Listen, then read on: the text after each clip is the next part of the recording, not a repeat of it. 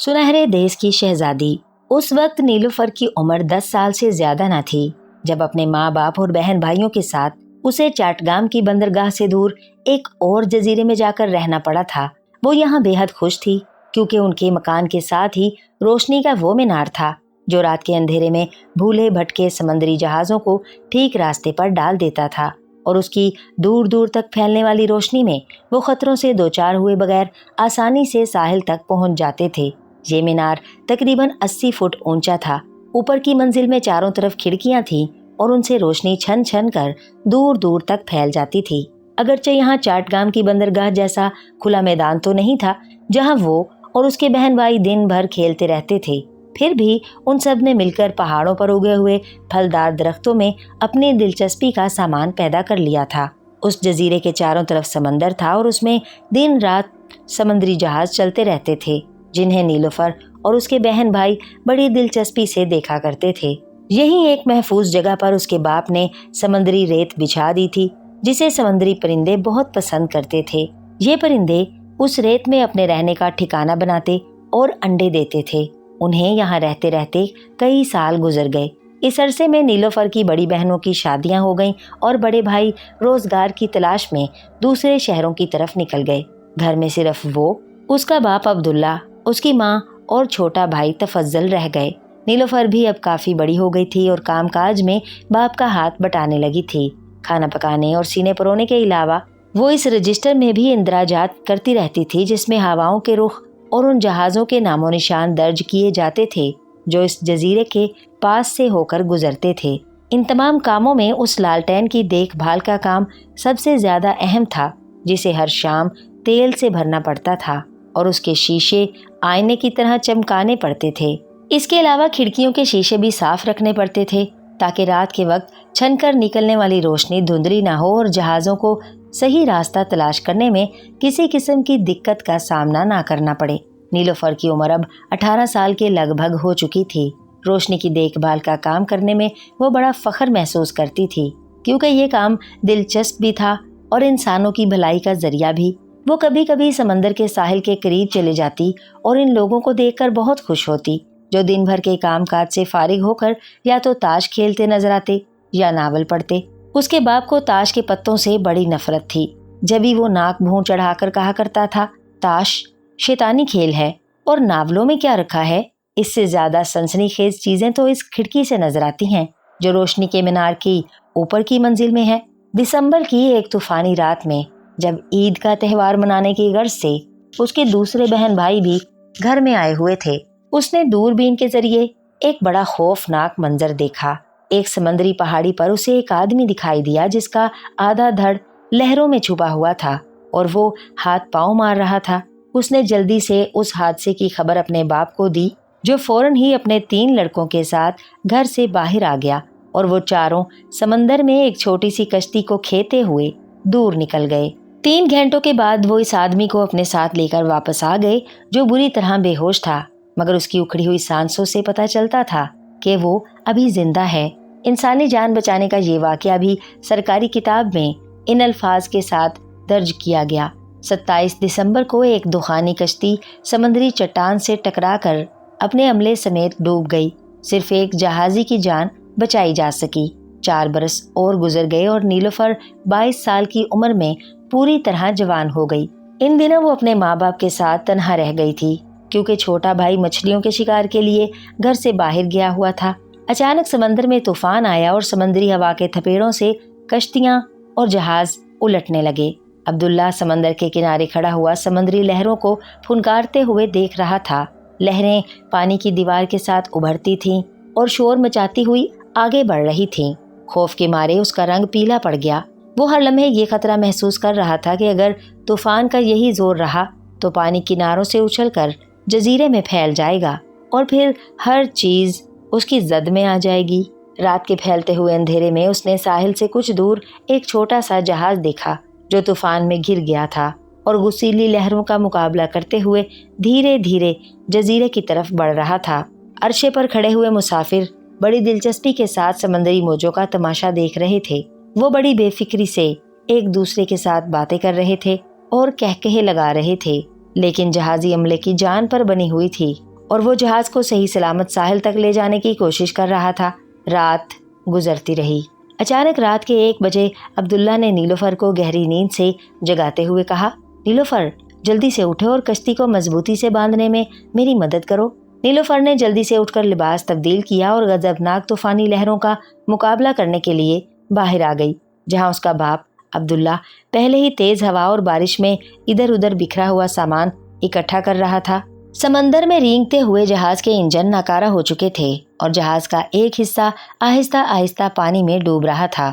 جہاز کے کپتان نے مسافروں کو خبردار کیا اور عملے کو حکم دیا کہ وہ لنگر ڈالنے کے لیے تیار ہو جائے۔ اس وقت رات کے 4 بج رہے تھے۔ طوفان کا زور بڑھتا جا رہا تھا۔ ابھی اس نے عملے کو لنگر ڈالنے کا حکم دیا ہی تھا کہ ایک اونچی سی لہر دیوار کی طرح بڑھتی ہوئی جہاز کے اوپر سے گزر گئی۔ او خدایا، ہم سب موت کے منہ میں جانے والے ہیں، وہ اچانک چیخا۔ تقریباً 4:45 بجے ہوں گے جب نیلوفر روشنی کے مینار کے اوپر کی منزل پر چڑھ گئی، جبکہ اس کا باپ عبداللہ ذرا سی دیر کو سستانے کی غرض سے نیچے آ گیا تھا۔ اچانک اس کی نگاہ گھومتی ہوئی روشنی کی ایک شعاع کے ساتھ اس جہاز پر پڑی جو بری طرح طوفان میں گرا ہوا تھا اور آہستہ آہستہ سمندر کی گہرائیوں میں ڈوبتا جا رہا تھا۔ اس کے چاروں طرف دھند اور دھوئیں کی چادر تنی ہوئی تھی۔ یہ منظر دیکھتے ہی اس کی آنکھوں کے تلے اندھیرا چھا گیا اور جسم پر کپ کپی طاری ہو گئی۔ اس نے فوراً اپنے باپ کو اطلاع دی اور لالٹین کی چمنی صاف کر کے دوربین آنکھوں سے لگائی اور ڈوبنے والے جہاز کو ذرا اور غور سے دیکھنے کی کوشش کرنے لگی۔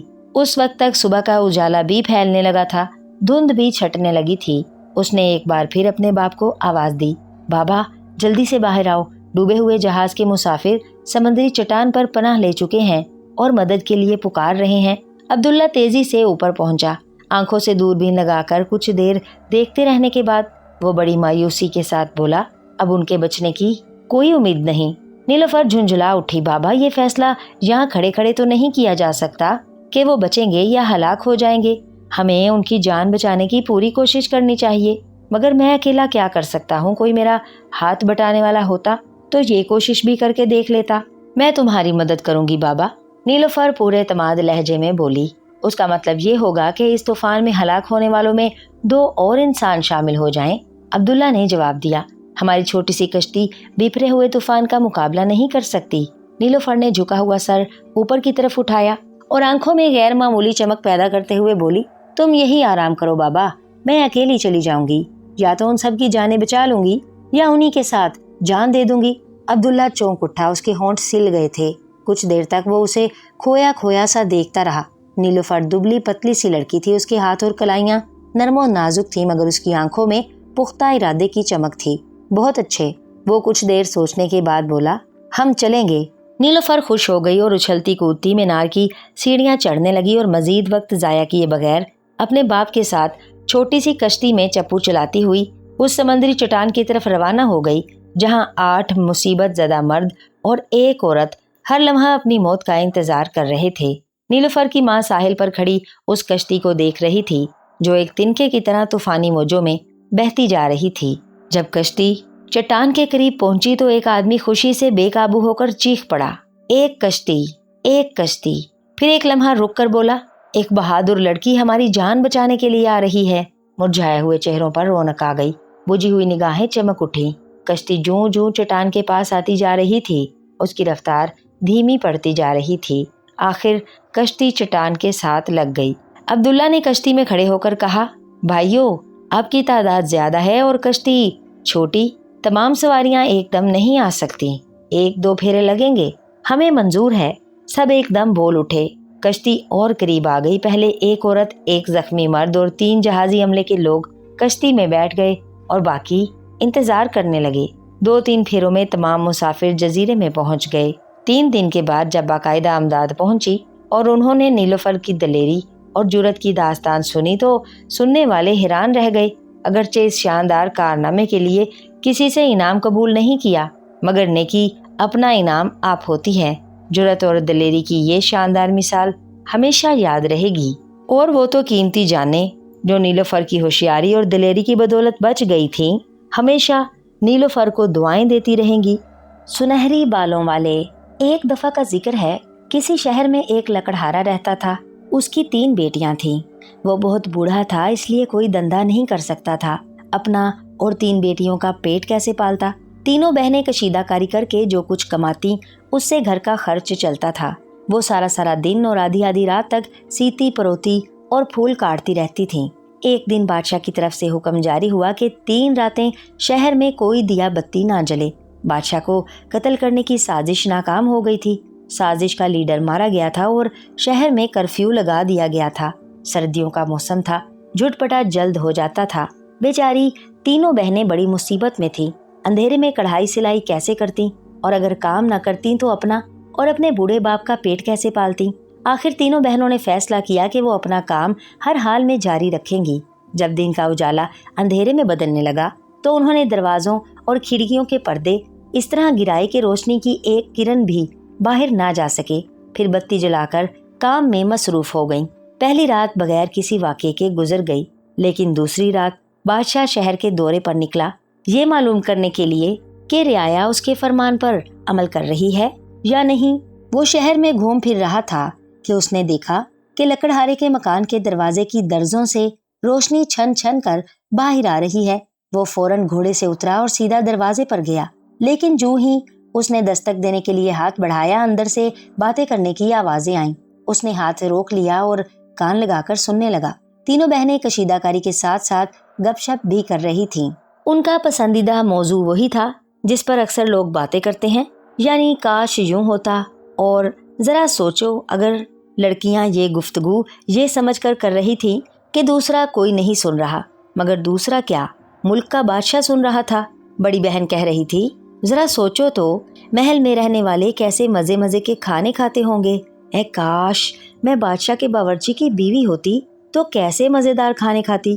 یہ کہہ کر اس نے چٹخارا لیا، اور پھر میں بادشاہ سلامت کے لیے ایسا پھولدار قالین تیار کرتی کہ جو دیکھتا حیران رہ جاتا۔ منجلی بہن بولی، اگر میں بادشاہ کے توشہ خانے کے افسر کی بیوی ہوتی تو بادشاہ کے شامیانے پر ایسی کشیدہ کاری کرتی جسے دیکھ کر لوگوں کی آنکھیں چندی آ جاتی۔ یہ کہہ کر وہ مسکرائی اور کام میں مصروف ہو گئی۔ بادشاہ دروازے سے ہٹ کر کھڑکی کے پاس آ گیا اور اس کی درز پر آنکھ رکھ کر اندر جھانکنے لگا۔ اب بڑی بہن نے چھوٹی بہن سے پوچھا، چھوٹی تمہاری خواہش کیا ہے؟ تم بھی تو کچھ بولو۔ چھوٹی شرما کر سرخ ہو گئی، اسے کچھ جھجک سی محسوس ہو رہی تھی۔ پھر اس نے کشیدے کا کام ٹوکری میں رکھ دیا اور دور خلا میں گھورنے لگی۔ بادشاہ اس وقت کھڑکی کے سوراخ سے اندر جھانک رہا تھا۔ اسے یوں محسوس ہوا جیسے وہ اسی کو گھور رہی ہے۔ بادشاہ نے اس سے پہلے اتنا معصوم، اتنا من موہنا اور بھولا چہرہ کبھی نہیں دیکھا تھا۔ خواب دیکھتی، خیالوں میں ڈوبی، خوبصورت آنکھیں وہ زندگی میں پہلی بار دیکھ رہا تھا۔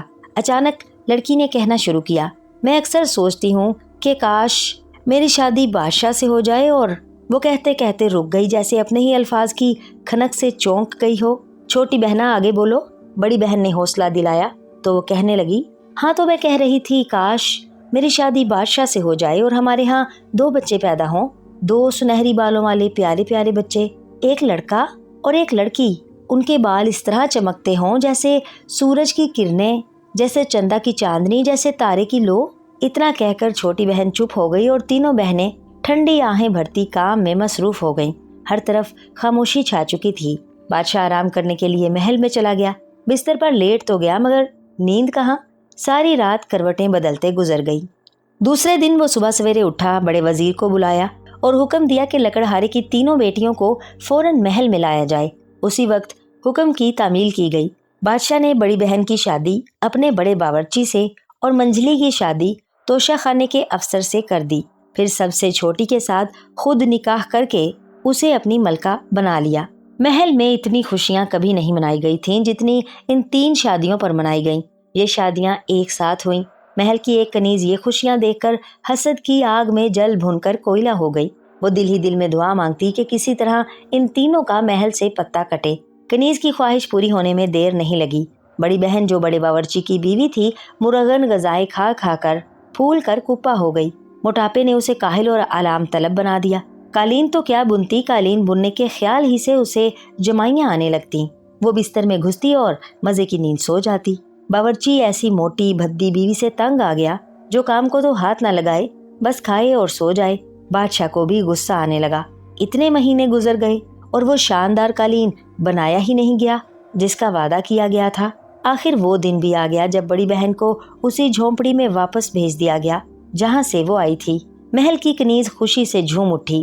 جو کچھ ہوا تھا اس کی مرضی کے مطابق ہوا تھا اور اب اسے پکی امید تھی کہ باقی دونوں بہنیں بھی اسی طرح محل سے نکالی جائیں گی۔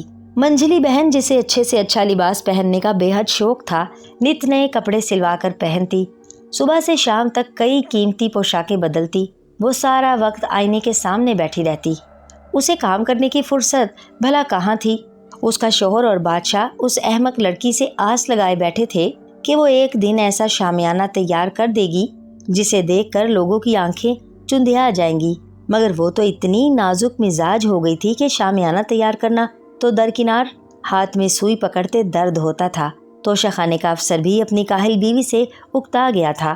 ایک روز بادشاہ نے شامیانے کا پوچھا تو وہ اور تیش میں آ گیا۔ سو بڑی بہن کی طرح منجلی بھی بوریا بستر لپیٹ کر میکے چلی گئی۔ کنیز خوشی سے چہچہا اٹھی۔ اب وہ اس بات کے انتظار میں تھی کہ چھوٹی بہن جو ملکہ بنی بیٹھی ہے کب محل سے نکالی جاتی ہے، لیکن چھوٹی بہن نے بادشاہ کا دل جیت لیا۔ اس کے طور طریقے بہت اچھے تھے۔ بادشاہ کے دل میں اس کے لیے بے حد عزت اور محبت تھی۔ دونوں ہنسی خوشی رہ رہے تھے۔ کنیز یہ سب کچھ کیسے دیکھ رہی تھی اور حسد کی آگ میں جل رہی تھی۔ اسے ہر وقت یہی خیال ستاتا تھا کہ کسی طرح اس لکڑہاری کو محل سے نکلوا دیا جائے۔ جب محل میں یہ خبر پھیلی کہ ملکہ کے ہاں بچہ ہونے والا ہے تو اس کمینی کنیز کا جلاپا اتنا بڑھ گیا کہ وہ اسے برداشت نہ کر سکی۔ دوڑی دوڑی بازار گئی اور کتے کے 2 پلے خرید لائی۔ خدا کی شان، ملکہ کے ہاں 2 جڑواں بچے پیدا ہوئے۔ ملکہ کی دیکھ بھال کے لیے بادشاہ نے اسی کنیز کو مقرر کیا تھا۔ کنیز نے موقع پا کر بچوں کی جگہ کتے کے پلے رکھ دیے اور بادشاہ کو خبر کر دی کہ ملکہ نے انسان کے بچوں کی بجائے کتے کے پلوں کو جنم دیا ہے۔ بادشاہ سیدھا ملکہ کے کمرے میں گیا۔ وہ بیچاری بے ہوشی کے عالم میں بستر پر پڑی تھی۔ پلنگ کے پاس جھولے میں کتے کے 2 پلے ٹیاؤں ٹیاؤں کر رہے تھے۔ بادشاہ غصے سے دیوانہ ہو گیا۔ اس نے اپنے بال نوچ ڈالے، کپڑے پھاڑ دیے اور چیخ چیخ کر خدا سے فریاد کرنے لگا کہ اے اللہ، تو نے مجھے کس گناہ کی سزا دی ہے؟ پھر اس نے بیچاری ملکہ کو بستر سے گھسیٹ کر محل سے باہر نکال دیا اور حکم دیا کہ اس نابکار عورت کو سینے تک زمین میں گاڑ دیا جائے۔ غریب لکڑہارے کی بے بس بیٹی زمین میں گڑی رہی۔ جو بھی ادھر سے گزرتا اس پر پتھر برساتا۔ آخر ایک دن بھوکی پیاسی مر گئی۔ اس کو شہر سے دور ایک ویران جگہ پر دفن کر دیا گیا۔ اب بچوں کا قصہ سنیے۔ ملکہ نے 2 جڑواں بچوں کو جنم دیا تھا۔ ایک لڑکا تھا اور ایک لڑکی۔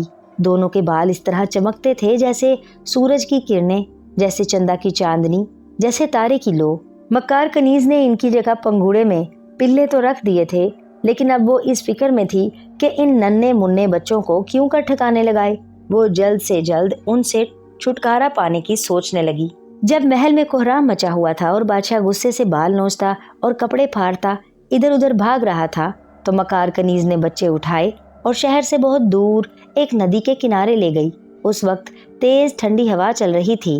ظالم نے بچے ندی کے کنارے ڈال دیے تاکہ انہیں ہوا لگ جائے اور وہ مر کھپ جائیں۔ اتفاق سے اس جگہ سے ذرا ہٹ کر جنگل میں ایک کٹیا تھی جس میں ایک بڑھیا اور بڈھا رہتے تھے۔ دونوں بے حد غریب اور بے اولاد تھے۔ ان کے پاس ایک بکری کے سوا کچھ نہ تھا۔ وہ بکری کو ہری بھری چراگاہ میں چھوڑ دیتے جہاں وہ دن بھر چرتی رہتی۔ رات کو واپس آتی تو اس کا دودھ دھو کر پی لیتے۔ ایک روز بکری نے دودھ نہ دیا۔ انہوں نے سوچا بکری نے دودھ چڑھا لیا ہے، کل صحیح۔ بیچاروں نے پتے کھا کر گزارا کر لیا۔ اگلے دن شام کو بکری واپس آئی تو اس کے تھن پھر خشک تھے۔ اب انہیں فکر ہوئی، سوچا ایک دن اور دیکھتے ہیں۔ اگلی شام پھر وہی حال۔ اب کیا کریں؟ 3 دن سے دودھ سے محروم۔ اگلے دن بوڑھے نے بڑھیا سے کہا کہ آج میں بکری کو چرانے لے جاؤں گا اور چھپ کر دیکھوں گا کہ اس کا دودھ کون چراتا ہے۔ بوڑھا بکری کے ساتھ گیا۔ وہاں اس نے جو منظر دیکھا اس سے اس کی آنکھوں میں آنسو آ گئے۔ وہ دوڑا دوڑا کٹیا میں آیا تاکہ بیوی کو بتائے۔ بڑھیا نے پوچھا کیا بات ہے، گھبرائے ہوئے کیوں ہو؟ میرے ساتھ آؤ، ابھی جلدی سے میرے ساتھ چلو۔ بوڑھے نے ہانپتے ہوئے بڑی مشکل سے کہا۔ بڑھیا نے جلدی سے چادر اوڑھی اور شوہر کے پیچھے پیچھے لڑکنے لگی۔ جب وہ ندی کنارے پہنچے تو بوڑھا منہ پر انگلی رکھے پنجوں کے بل چلنے لگا اور بیوی کو اشارہ کیا کہ شور نہ کرے۔ ندی کنارے 2 پیارے پیارے بچے پڑے تھے۔ ایک لڑکا تھا اور ایک لڑکی۔ ان کے سر پر سنہری کرنوں کے تاج تھے جن میں چاند ستارے چمک رہے تھے، اور بکری ان کو اپنا دودھ پلا رہی تھی۔ بڑھیا حیرت سے چیخی، ہائے کتنے پیارے ہیں! دونوں بڑھیا بڈھے دبے پاؤں بچوں کے قریب گئے۔ بوڑھے نے لڑکی کو اٹھا لیا اور بڑھیا نے لڑکے کو، اور دونوں کٹیا میں واپس آ گئے۔ وہ بہت ہی خوش تھے۔ انہیں یوں لگ رہا تھا جیسے خدا نے ان کے گھر میں 2 ننھے منھے فرشتے اتار دیے ہیں اور انہیں ان کی دیکھ بھال اور پرورش کا ذمہ دار بنایا ہے۔ اس طرح یہ سنہری بالوں والے بہن بھائی بڑھیا بڈھے کے پاس رہنے لگے۔ میاں بیوی ان بچوں پر جان چھڑکتے تھے اور اپنے بچوں کی طرح انہیں پال پوس رہے تھے۔ جب لڑکا خوب بڑا ہو گیا اور لڑکی بھی جوان ہو گئی تو وہ بھی ان کی خدمت اسی محبت اور لگن سے کرنے لگے، کیونکہ وہ انہی کو اپنا والدین سمجھتے تھے۔ لڑکا شکار کھیلتا، کھیتی باڑی کرتا اور لڑکی گھر کے کام کرتی۔ بوڑھے میاں بیوی سکھ کی زندگی بسر کر رہے تھے، لیکن اس دنیا میں کوئی بھی ہمیشہ نہیں رہتا۔ ایک ایک کر کے بوڑھے اور بڑھیا کو بھی اللہ کے گھر سے بلاوا آ گیا اور وہ ہمیشہ کی نیند سو گئے۔ ایک روز سنہری بالوں والا نوجوان جنگل میں شکار کھیل رہا تھا کہ اسے شاہی محل سے آنے والے شکاری ملے۔ ان میں بادشاہ بھی تھا۔ بادشاہ کی نظر اس نوجوان پر پڑی تو وہ حیرت زدہ رہ گیا۔ اس سے پہلے اس نے اتنا خوبصورت نوجوان کبھی نہ دیکھا تھا۔ وہ ابھی تک اس غم پر قابو نہ پا سکا تھا جو اس کو اپنی پیاری بیوی کی موت سے ہوا تھا۔ اس نے سوچا، کاش یہ نوجوان اس کا بیٹا ہوتا۔ بادشاہ نے اپنے وزیر کو بلایا اور حکم دیا کہ پتہ لگایا جائے کہ یہ نوجوان کون ہے اور کہاں رہتا ہے۔ وزیر سنہری بالوں والے نوجوان کے پاس پہنچا اور اس کا حال احوال پوچھا۔ سنہری بالوں والا نوجوان بے چین سا ہو گیا، بھلا ان شان و شوکت والے لوگوں کا اس سے کیا کام؟ اس نے جواب دیا، یہ جنگل میرا گھر ہے اور روزی سب کو اللہ دیتا ہے۔ اتنا کہہ کر اس نے اپنی راہ لی۔ وزیر فوراً بادشاہ کے پاس پہنچا اور اطلاع دی کہ نوجوان نے اس کے علاوہ کچھ نہیں کہا کہ یہ جنگل میرا گھر ہے اور روزی سب کو خدا دیتا ہے۔ اب بادشاہ جب بھی اس خوش شکل نوجوان کے بارے میں سوچتا، اس کا دل بھر آتا۔ اس کے سنہری بال بادشاہ کی نگاہوں کے سامنے ہر وقت بسے رہتے۔ اٹھتے بیٹھتے، کھاتے پیتے، سوتے جاگتے، ایک ہی خیال ذہن پر چھایا رہتا، کاش یہ نوجوان اس کا بیٹا ہوتا۔ سنہری بالوں والے نوجوان کی خبر اڑتی اڑتی مکار کنیز کے کانوں تک بھی پہنچی۔ اس کے ہوش اڑ گئے۔ سوچا، ہو نہ ہو یہ ان بچوں میں سے کسی کی روح ہے جنہیں وہ مرنے کے لیے ندی کنارے چھوڑ آئی تھی۔ یہ روح اسے ڈرا ڈرا کر مارنے آئی ہے۔ وہ فوراً ندی کنارے پہنچی اور ادھر ادھر گھومنے لگی۔ اس کے دل میں شبہ پیدا ہونے لگا کہ ممکن ہے سنہری بالوں والا نوجوان روح نہیں، سچ مچ کا انسان ہو اور ان جڑواں بہن بھائی میں سے ایک ہو۔ ممکن ہے دونوں بہن بھائی زندہ ہوں اور یہی کہیں رہتے ہوں۔ جنگل میں گھومتے گھومتے وہ کٹیا تک جا پہنچی اور دروازے میں سے اندر جھانکا۔ لڑکی کو دیکھ کر اس کا دل زور سے دھڑکنے لگا، کیونکہ لڑکی کے سر پر سنہری کرنوں کا تاج تھا۔ اس میں چاند ستارے چمک رہے تھے اور ان کی روشنی سے کٹیا میں اجالا پھیلا ہوا تھا۔ لڑکی نے اچانک سر اٹھا کر دیکھا تو پتا چلا کہ باہر کوئی عورت کھڑی ہے۔ اس نے بڑے اخلاق سے کہا، اندر تشریف لے آئیے۔ مکار عورت مسکراتی ہوئی اندر آ گئی اور لڑکی کے پاس بیٹھ کر ادھر ادھر کی باتیں کرنے لگی۔ پھر بناوٹی پریشانی سے پوچھا، بیٹی کیا تم یہاں تنہا رہتی ہو؟ نہیں تو، لڑکی نے جواب دیا، میرے بھیا بھی ہیں، وہ جنگل میں شکار کھیلنے گئے ہیں۔ عورت نے کہا، بیٹی اکیلی تو تم اداس ہو جاتی ہوگی، لیکن کیا کروں، مجبوری ہے۔ لڑکی نے مسکراتے ہوئے کہا، میرے بھیا کو شکار پر تو جانا ہی ہے، نہ جائیں تو ہم کھائیں گے کیا؟ پھر گھر کا کام بھی بہت ہوتا ہے، میں اس میں لگی رہتی ہوں۔ لڑکی نے کنیز سے کہا۔ کنیز نے لڑکی کو پیار کیا اور چلی گئی۔ جب وہ جنگل سے لوٹ رہی تھی تو غصے سے کانپ رہی تھی۔ اسے یقین ہو چکا تھا کہ کسی معجزے سے سنہری بالوں والے بہن بھائی زندہ بچ گئے ہیں اور اب جوان ہو کر اس کے لیے خطرے کا باعث بننے والے ہیں۔ اسے یہ بھی یقین تھا کہ ان کے زندہ رہنے سے اس کو سکون نہیں مل سکتا۔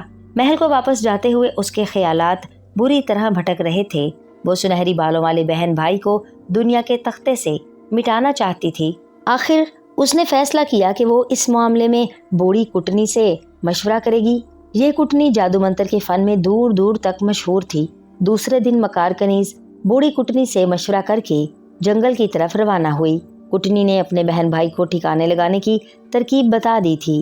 وہ اسی جھونپڑی میں پہنچی جہاں سنہری بالوں والے بہن بھائی رہتے تھے۔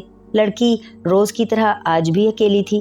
عورت کو دیکھ کر اس نے ادب سے سلام کیا، جیتی رہو میری بچی۔ عورت نے جواب دیا، خدا بری نظر سے بچائے، تمہاری تنہائی کا سوچ کر میرا دل بے حد اداس ہوا، اس لیے چلی آئی کہ کچھ دیر اپنی بیٹی کے پاس بیٹھوں گی۔ مجھے معلوم ہے کہ مجھ جیسی بڑھیا کے پاس بیٹھ کر تمہیں خوشی نہیں ہوگی۔ نہیں نہیں، لڑکی نے جلدی سے کہا، آپ کی مہربانی ہے کہ آپ تشریف لائیں، مجھے تو آپ کو دیکھ کر بہت خوشی ہوئی ہے۔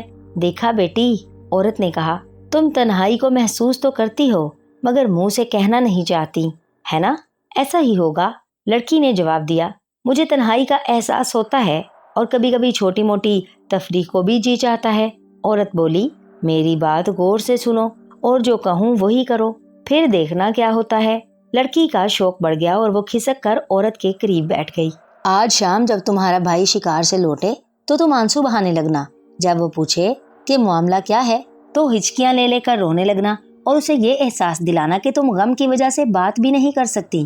جب وہ پوچھ کر تنگ آ جائے تو کہنا، میں سارا دن کٹیا میں اکیلی پڑی رہتی ہوں، میرا دل نہیں لگتا۔ اور جب وہ کہے کہ پیاری بہن میں کیا کر سکتا ہوں جس سے تم خوش ہو جاؤ تو کہنا، بھیا مجھے پریوں کی ملکہ کے باغ کی ایک ٹہنی لا دو، میں خوش ہو جاؤں گی۔ آپ نے جو کہا میں اسی طرح کروں گی، لڑکی نے سر ہلا کر جواب دیا اور کنیز مطمئن ہو کر چلی گئی۔ شام کو سنہری بالوں والا نوجوان گھر لوٹا تو دیکھا کہ بہن استقبال کرنے کی بجائے کونے میں دبکی زور زور سے رو رہی ہے۔ بھائی کو ایسے لگا جیسے بہن کی سسکیوں سے اس کا دل پھٹ جائے گا۔ اس نے شکار کا تھیلا ایک طرف رکھا اور بہن کو پیار کرتے ہوئے پوچھا، مجھے بتاؤ پیاری بہنا، تمہیں کیا دکھ ہے؟ کیا تم بیمار ہو؟ لڑکی نے کہا، نہیں بھیا، میں بیمار نہیں ہوں، لیکن مجھے دکھ ہے۔ کیا دکھ ہے؟ بھائی نے پوچھا۔ وہ سخت پریشان تھا۔ میں سچ مچ دکھی ہوں بھیا، لڑکی نے ہچکیاں لیتے ہوئے کہا، اور میرا دکھ تنہائی ہے اور کچھ نہیں۔ تم جانتی ہو مجھے پیٹ کی خاطر شکار پر جانا پڑتا ہے، بھائی نے نرمی سے کہا، لیکن میں اپنی پیاری بہن کے لیے جو کچھ بھی کر سکتا ہوں کروں گا۔ تم صرف بتا دو، مجھے پریوں کی ملکہ کے باغ کے درخت کی ایک ٹہنی لا دو، پھر تم خوش ہو جاؤ گی۔ بھائی نے محبت سے بہن کے ہلکی سی چپت لگائی۔ ہاں، بہن نے جواب دیا۔ اگلے دن نوجوان بہت سویرے اٹھا اور پرستان کی طرف روانہ ہو گیا۔ پریوں کی سلطنت کی سرحد تک پہنچنے میں اسے کئی دن لگ گئے۔ اس کو اتنی مشکلات پیش آئیں کہ دنیا میں شاید ہی کسی کو پیش آئی ہوں۔ وہ ایک لکودک ریگستان سے گزرا۔ وہ ایسے ایسے پہاڑوں کو عبور کر گیا جن پر پرندے پر نہیں مار سکتے تھے۔ ایسی وادیاں اس کی راہ میں آئیں جہاں کوئی چراگاہ نہ تھی، لیکن وہ چلتا رہا۔ اس کے دماغ میں ایک ہی دھن سمائی ہوئی تھی کہ کسی نہ کسی طریقے سے اپنی بہن کو خوش کر دے، اس کی آنکھوں کے آنسو خشک کر دے۔ جب وہ ایک پہاڑ کی ڈھلان پر سے گزر رہا تھا اور راستے پر نظریں جمائے ہوئے تھا تو اچانک ایک عالی شان محل نظر آیا۔ اس محل میں پریوں کے محلوں جیسی چمک دمک نہ تھی، بلکہ ایک اداس اندھیرا ہر طرف چھایا ہوا تھا۔ یہ اصل میں جنات کا ملک تھا اور جنوں کی ملکہ پوچھ گچھ کے لیے نوجوان کی طرف آ رہی تھی۔ بہادر نوجوان خوف زدہ نہیں ہوا۔ اس نے مسکرا کر جنوں کی ملکہ کا استقبال کیا اور جھک کر ادب سے سلام کیا۔ جیتے رہو میرے بچے، جنات کی ملکہ نے جواب دیا اور پوچھا، تم ادھر کیسے آ نکلے؟ میں پریوں کی ملکہ کے باغ کے درخت کی ایک ٹہنی کی تلاش میں آیا ہوں، نوجوان نے جواب دیا۔ میرے بچے، اگر تم میرے ساتھ اتنے اچھے طریقے سے پیش نہ آتے تو میں ابھی تمہارا ایک لقمہ بناتی اور نگل جاتی، لیکن تم نے محبت سے میرا دل جیت لیا اور میں نے فیصلہ کیا کہ تم دنیا میں زندہ رہو، لیکن تم پریوں کی ملکہ کے باغ میں پہنچو گے کیسے؟ سمجھ لو آگے بڑھنا موت کے منہ میں جانا ہے۔ آپ مدد کریں تو میری مشکل آسان ہو سکتی ہے، نوجوان نے بڑی تمیز کے ساتھ کہا۔ مگر میرے بچے، پریوں کی ملکہ کے باغ میں جادو کا پہرا ہے اور کئی انسان وہاں اپنی جانیں گنوا چکے ہیں، جنات کی ملکہ نے نوجوان کو خبردار کیا۔ لیکن نوجوان کا ارادہ پکا تھا، وہ اپنی بہن کو خوش کرنے کے لیے کسی بھی مشکل سے ٹکرا سکتا تھا۔ موت کا ڈر اس کے لیے کوئی اہمیت نہ رکھتا تھا۔ میں ضرور جاؤں گا، نوجوان نے زور سے کہا۔ آپ مجھے راستہ بتائیے۔ نوجوان کا حوصلہ اور پکا ارادہ دیکھ کر جنات کی ملکہ ایک پتھر پر بیٹھ گئی اور نوجوان کو بھی پاس بیٹھنے کا اشارہ کیا۔ اچھا بیٹا، تمہیں اپنا سفر صبح سویرے شروع کرنا چاہیے۔ تم ناک کی سیدھ میں چلتے رہنا، آگے ایک جنگل آئے گا، وہاں پہنچ کر 7 پرندے پکڑنا۔ اسی جنگل کے درمیان میں ایک کنواں ملے گا، پرندوں کو کنویں پر لے جانا اور 2 نفل نماز پڑھنا، پھر پرندوں کو کنویں میں ڈال دینا اور زور زور سے کہنا، چابی لینے آیا ہوں، چابی لینے آیا ہوں۔ چابی کنویں میں سے باہر پھینک دی جائے گی۔ چابی لے کر دوبارہ سفر شروع کر دینا۔ چلتے چلتے راستے میں ایک بہت بڑا غار آئے گا، اس کا دروازہ بند ہوگا، उस चाबी से गार का दरवाजा खोलना। जब तुम दरवाजे को धकेलो तो दाएं हाथ फैलाकर जो चीज सामने पड़ी हो उसे मजबूती से पकड़ लेना और अपनी तरफ खींचना। फिर दरवाजा बंद करके ताला लगाना और वापस कुएं पर आ जाना। चाबी कुएं में फेंक देना और पीछे देखे बगैर जल्दी से चलना शुरू कर देना। अगर तुमने पीछे मुड़कर देख लिया तो फिर खुदा ही हाफिज है। अगले दिन सुबह सूरज निकलने से पहले नौजवान अपने सफर पर रवाना हो गया और जिन्नात की मलका ने जो कुछ बताया था उसी तरह करता रहा। जंगल में पहुंचा, परिंदे पकड़े, कुएं में डाले, चाबी ली, गार का दरवाजा खोला, वो चीज पकड़ी। भला वो चीज क्या थी? यही तो परियों की मलका के बाग के दरख्त की टहनी थी। ये ऐसी खूबसूरत चीज थी कि इंसान उसका तसव्वुर भी नहीं कर सकता। ये टहनी छोटी छोटी शाखों से भरी हुई थी, हर शाख पत्तों से भरी हुई थी और हर पत्ते के ऊपर एक प्यारा सा परिंदा बैठा था। हर परिंदे के गले में सुरीली रागनी थी, ऐसी मीठी रागनी कि मुर्दे सुने तो जी उठे। नौजवान टहनी लेकर खुशी से झूमता जल्दी जल्दी घर की तरफ रवाना हुआ। उसने पीछे मुड़कर बिल्कुल नहीं देखा। घर पहुंचकर टहनी अपनी बहन को पेश की। सुनहरी बालों वाली लड़की टहनी लेकर खुशी से मुस्कुराई। टहनी पर बैठे परिंदों के सुरीले नगमों से कुटिया में रौनक आ गई। हर तरफ मौसीकी बिखर गई। बहन को हंसते बोलते देखकर भाई खुश हो गया और शिकार खेलने जंगल में चला गया। वो हाथ में कमान लिए जंगल में शिकार तलाश कर रहा था कि बादशाह भी शिकार खेलता हुआ उधर आ निकला और नौजवान को देखकर ठिठक कर खड़ा हो गया। लेकिन नौजवान अपनी धुन में चला जा रहा था। उसने बादशाह की परवाह तक न की। बादशाह महल में वापस आया तो उसका दिल बहुत उदास था। काश ये सुनहरी बालों वाला नौजवान उसका अपना बेटा होता। महल की मक्कार कनीज भी सुनहरी बालों वाली लड़की से मिलने जंगल में गई। कुटिया में पहुंचकर जब उसने देखा कि सुनहरी बालों वाली लड़की खुश खुश फिर रही है और कुटिया में परिंदों के नगमे बिखरे हुए हैं तो उसको बहुत गुस्सा आया। उसने मक्कारी से मुस्कुराकर लड़की को दुआएं दी, प्यार किया और ये जाहिर किया कि वो लड़की को हंसता मुस्कुराता देखकर बहुत ही खुश हुई है। देखा, मैंने कितनी अच्छी नसीहत की थी तुम्हें। जी माँ जी, आपने सच कहा था, लड़की ने जवाब दिया। लेकिन अगर तुम परियों का आईना देख लो तो, कनीज ने आहिस्ता से कहा। हाय, लड़की के मुंह से सिर्फ इतना निकला। अगर तुम्हें यह आईना मिल जाए तो तुम उस टहनी की परवाह भी ना करो बेटी। मेरी मानो, भाई को उस वक्त तक चैन से ना बैठने दो जब तक वो तुम्हें परियों की मलका का आईना ना ला दे। शाम को भाई वापस आया तो बहन ज़ारों की तार रो रही थी। हिचकियां थी कि थमने का नाम ना लेती थी। यूं लगता था कि चीख चीख कर उसका कलेजा फट जाएगा। भाई ने पूछा, मेरी अच्छी बहन, अब क्या हुआ? मैं तुम्हें खुश करने के लिए सब कुछ करने को तैयार हूँ, बस तुम मुझे बता दो। बहन ने सिसकियां लेते हुए कहा, भैया, मेरा दिल उस वक्त तक खुश नहीं होगा जब तक मेरे पास परियों का आईना ना हो। दूसरे दिन भाई सुबह ही सुबह आईने की तलाश में निकल खड़ा हुआ। चलते चलते जिन्नात के मुल्क में जा पहुंचा। वो जिन्नात की मलका से एक दफा फिर मदद लेना चाहता था। जिन्नात की मलका ने उससे देखते ही कहा, मुझे लगता है तुम अपने आप को बर्बाद करके रहोगे। परियों की मलका का आईना तो परियों के महल में ही होगा और महल में दाखिल होना परियों के बाग में जाने से भी ज्यादा मुश्किल है। माँ जी, आप मुझे रास्ता बता दें। नौजवान ने हाथ जोड़ते हुए कहा, आप मुझे पता बता दें, मैं खुद चला जाऊंगा। अच्छा, मलका ने कहना शुरू किया, पहले तो ये लोहे के जूते पहन लो और लो ये लोहे का लठ, इसको हाथ में पकड़ लो। यहाँ से मशरिक की तरफ चले जाओ। चलते चलते तुम्हारे सामने 2 दरवाजे आएंगे। उनमें से एक दरवाजा बंद होगा और दूसरा खुला। खुले दरवाजे को बंद कर देना और बंद दरवाजे को खोलकर उसके अंदर चले जाना। आगे जाकर एक और दरवाजा नजर आएगा। उस दरवाजे पर एक शेर और बकरी का पहरा होगा। शेर के सामने घास पड़ी होगी और बकरी के आगे गोश्त। अगर तुम शेर के सामने गोश्त और बकरी के सामने घास डाल दो तो ये हैवान तुम्हें दरवाजे से गुजर जाने देंगे। अब चलते चलते तुम्हारे रास्ते में तीसरा दरवाजा आएगा जिसके सामने 2 जगह आग की भट्टियां होंगी। एक भट्टी में से खूब शोले उठ रहे होंगे, दूसरी बुझती हुई चिंगारियों का ढेर होगा।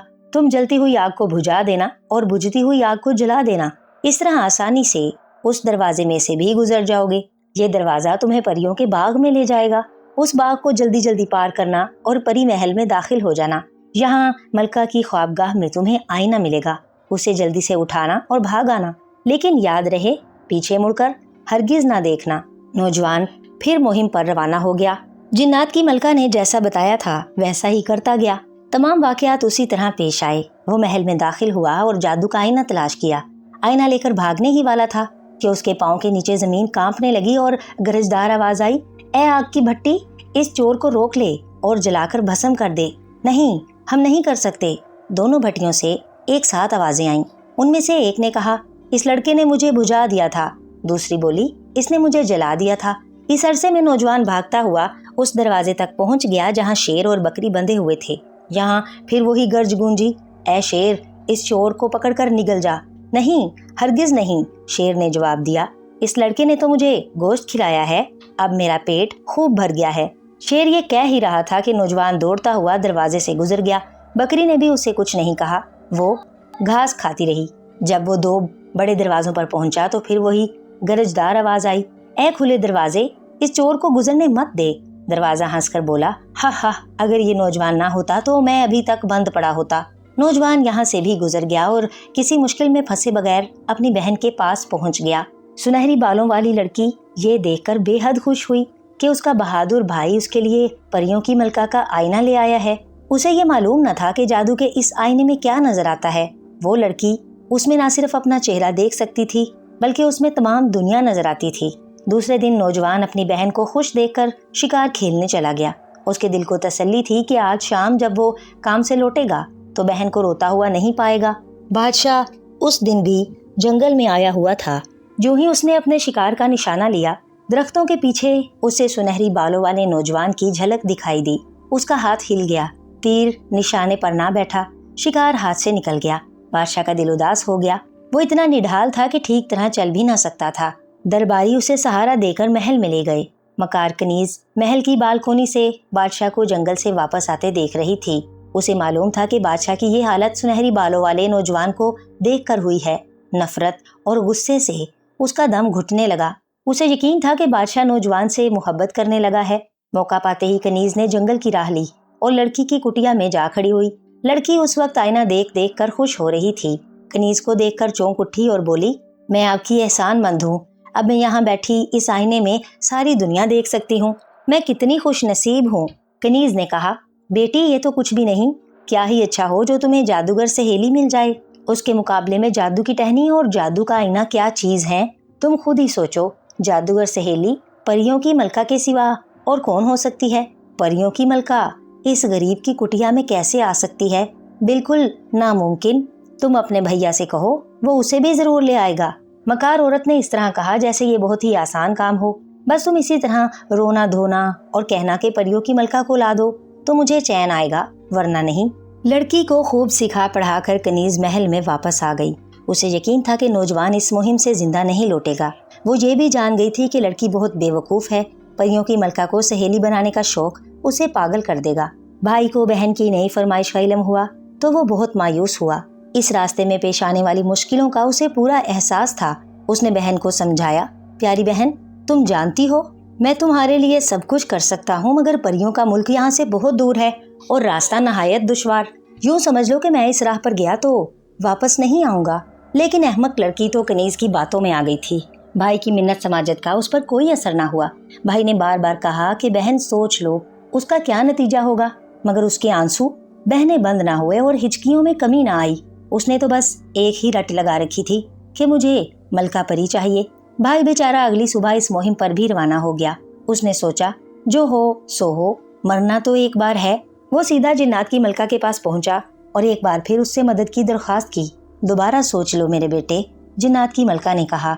अब तक जिस इंसान ने भी इस मुहिम पर जाने की जुर्रत की वो तबाहो बर्बाद हो गया। माँ जी, मैं आपकी मिन्नत करता हूँ, आप मुझे सिर्फ रास्ता बता दें। लड़के ने कहा। उसका पक्का इरादा देखकर जिन्नात की मलका ने उसे अपने पास बिठाया और कहा, पहले तुम उस रास्ते पर जाना जहाँ से जादू की टहनी लाए थे। फिर वो रास्ता इख्तियार करो जिस रास्ते से तुम आईना लेने गए थे।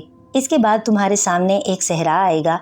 उसमें एक रास्ता दाएं हाथ जाता है और दूसरा बाएं हाथ। इन दोनों रास्तों के दरमियान बहुत अंधेरा होगा। तुम उस अंधेरे में कूद पड़ना और अपना सफर जारी रखना। कुछ दूर चलने के बाद अंधेरा मध्यम रोशनी में बदलने लगेगा और तुम अपने आप को शाह बलोत के जंगल में पाओगे।